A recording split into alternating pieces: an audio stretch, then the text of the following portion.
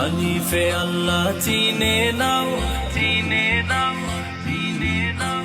বাদে বাইতুল্লাহতে যাও, বাদে বাইতুল্লাহতে যাও। তাতে তওবা করে নাও, সাদে তামারুন খেয়ে গাও। হানিফে আল্লাহ চিনে নাও।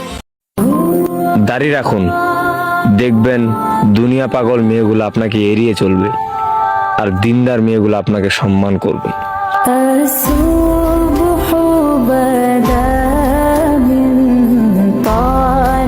দাড়ি রাখলে কি মেয়েরা পছন্দ করবে না নাকি?